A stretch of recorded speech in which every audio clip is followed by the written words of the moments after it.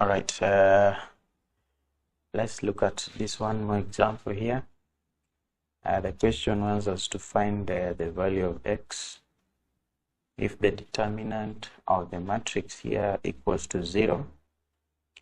And now when you see a matrix, let's say a matrix of this form written using two straight lines, then that tells you we are working on the determinant of that matrix.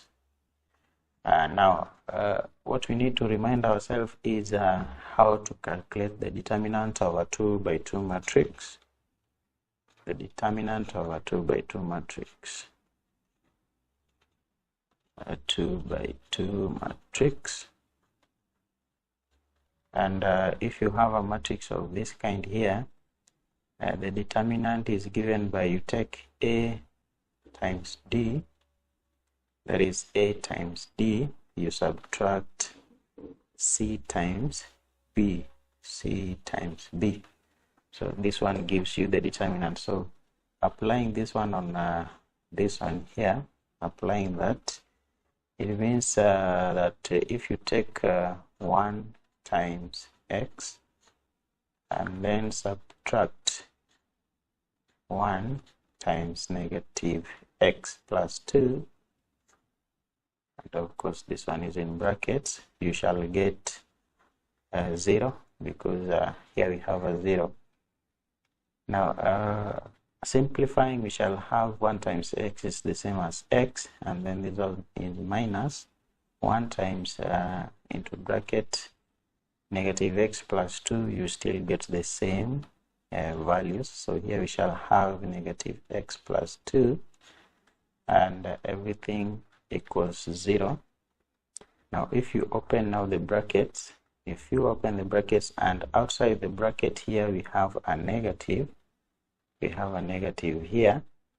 So that means the negative is going to affect everything inside the bracket. So what we shall have is x minus, so a negative times a negative, you shall get a positive. So we shall have x plus x, and then this minus and a positive affects that positive too. It becomes negative 2.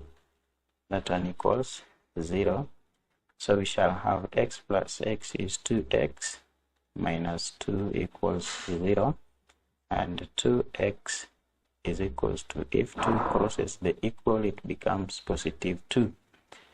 Now dividing everything by 2, you find that x equals 1.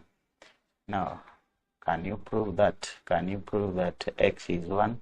If you slot in your values from the values here, so here we still have 1 1, and then we have negative x, but x is 1, and then plus 2, and then the value here is 1. So if you get a determinant, what will you find? So here is 1 1 minus 1 plus 2 is 1, and then 1. So you find that you take 1 times 1 minus 1 times 1, you get a 0. Yeah, so the value is true. So make sure you follow me for more videos on this, and don't forget to subscribe to my YouTube channels. Otherwise, thank you until next time.